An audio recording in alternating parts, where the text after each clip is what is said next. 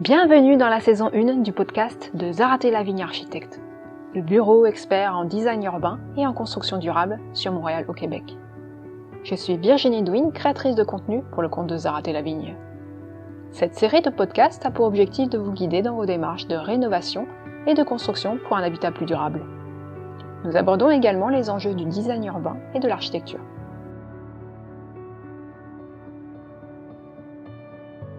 Aujourd'hui, nous allons aborder un sujet destiné aux gestionnaires de copropriété, à savoir 10 résolutions pour un actif immobilier en santé. C'est une nouvelle année qui commence et le bâtiment que vous possédez a besoin de votre attention.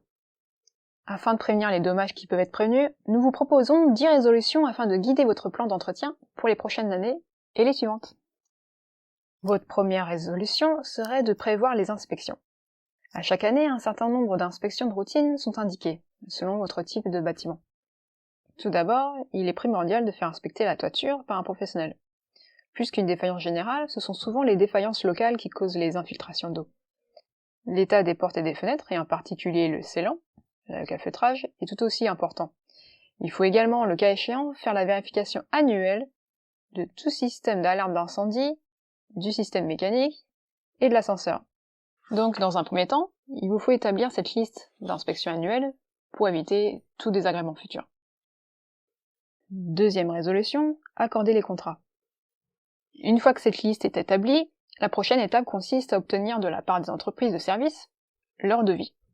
Et c'est souvent par comparaison entre plusieurs propositions que vous constaterez les lacunes de certaines offres et les avantages de certaines autres, afin d'identifier le meilleur rapport qualité-prix avec une perspective à long terme. Oui, parce que dites-vous bien que vous n'allez pas sans cesse changer de fournisseur. Donc la question que vous devez vous poser, c'est est-ce que ce fournisseur a le potentiel de devenir un fournisseur régulier pour nos copropriétés? Et dans le doute, n'hésitez pas à consulter un expert dans le domaine spécifique analysé.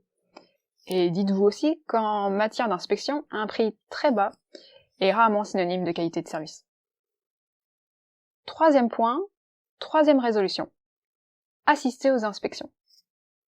Les inspections sont souvent le moment d'en apprendre un peu plus sur les caractéristiques de votre bâtiment. Oui, il est utile de déléguer un membre du CA afin d'assister aux diverses inspections pour en comprendre l'objet, ce qui facilitera l'interprétation et la compréhension des conclusions d'un rapport d'inspection. Plus le bâtiment est complexe, plus le bénéfice est grand. Voyez cela comme une formation gratuite. Quatrième résolution, consulter. Vous obtenez un rapport d'inspection défavorable sur l'une ou l'autre des composantes de votre bâtiment? Eh bien, il ne faut jamais hésiter à obtenir un deuxième avis. Les experts s'entendent en général sur les principes qui doivent guider l'analyse des composantes, mais leurs interprétations peuvent différer. Donc, tout expert qui a un sens de l'éthique sera ouvert à ce que le syndicat obtienne une deuxième opinion. Cinquième résolution, faire les suivis. Toute l'information relative aux inspections annuelles devra être consignée dans le carnet d'entretien, incluant ainsi la date, l'objet de l'inspection, le nom de la firme d'inspection et les résultats obtenus. Après la réception des rapports, il est primordial d'assurer le suivi des recommandations. Il vous faudra alors décider si les travaux urgents sont requis ou si les travaux peuvent être remis à l'année suivante. Sixième résolution, prévoir les fonds. Donc il est venu le temps de faire le lien avec le fonds de prévoyance et de se demander à la lumière des travaux requis s'ils font objet d'une provision financière suffisante. Ces travaux constituent-ils des imprévus qui pourraient bénéficier d'une cotisation spéciale, d'une aide, ou bien peuvent-ils être exécutés en phase afin d'étaler les dépenses? Septième résolution, communiquer. La plupart des copropriétaires ne sont pas sensibilisés à la nécessité de faire inspecter les composants d'un grand bâtiment. C'est un peu le syndrome de la vie d'hôtel. Donc il sera toujours très utile de rédiger un court compte-rendu d'une page, des inspections annuelles à faire et des résultats obtenus à l'attention des copropriétaires. Et puis ce compte-rendu pourra être présenté à l'Assemblée générale ordinaire. Par ailleurs, plus il y aura de transparence, moins il y aura de possibilités de mésentente. Huitième résolution, avoir les ressources. Après quelques années, un syndicat devrait avoir identifié pour chaque domaine d'inspection une ou des personnes ressources fiables et compétentes afin de les assister dans la préservation du bâtiment, tel qu'un architecte, un ingénieur en bâtiment ou un technologue professionnel en architecture qui peuvent devenir des professionnels entre guillemets maison, qui aident le CA dans sa prise de décision. 9e résolution. Présenter. Certains éléments plus importants, comme par exemple le remplacement de la membrane de toiture, demandent parfois de mettre sur pied une réunion d'information auprès des copropriétaires. Et il est souvent judicieux de demander la présence de l'expert afin qu'il explique les aspects techniques des travaux et réponde éventuellement aux diverses questions, parfois pointues, des copropriétaires. Mais dites-vous bien que les membres du CA doivent éviter de se substituer aux experts. 10e et dernière résolution. Faire surveiller. Lorsqu'un contrat est accordé par un syndicat pour effectuer les travaux sur le bâtiment, il n'y a qu'une seule façon de s'assurer que les travaux ont été complétés et qu'ils sont conformes au contrat passé, aux règles de l'art et au code de construction. Cette façon consiste à exiger de l'expert qu'il surveille les travaux jusqu'à la fin et atteste par écrit qu'ils sont conformes et terminés. Et il sera d'autant plus juste et raisonnable d'obtenir cette confirmation avant de payer entièrement l'entrepreneur.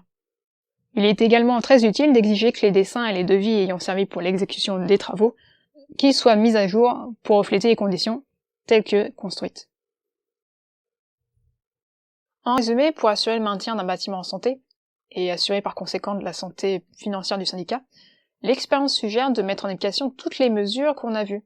Autrement dit, dresser la liste des inspections annuelles requises, obtenir de la part des entreprises de services pertinentes un devis, déléguer aux membres du CA afin d'assister aux diverses inspections, obtenir un deuxième avis après un rapport d'inspection défavorable, s'il y a lieu, consigner dans le carnet d'entretien l'information relative aux inspections annuelles, faire le lien avec le fonds de prévoyance, rédiger un compte-rendu des inspections annuelles à l'intention des copropriétaires, identifier pour chaque domaine d'inspection une ou des personnels ressources fiables et compétentes, mettre sur pied une réunion d'information auprès des copropriétaires lorsque les travaux significatifs sont requis, exiger de l'expert qu'il surveille les travaux jusqu'à la fin et atteste par écrit qu'ils sont conformes et terminés, puis, enfin, obtenir les dessins et les devis tels que construits à la fin des travaux.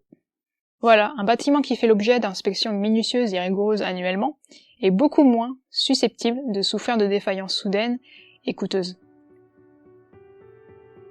Et c'est ainsi que se termine notre sujet. En espérant vous avoir éclairé, vous pouvez retrouver toute notre actualité sur zaratelavigne.com avec plein d'articles de nos experts architectes. Je vous remercie de votre écoute et à bientôt.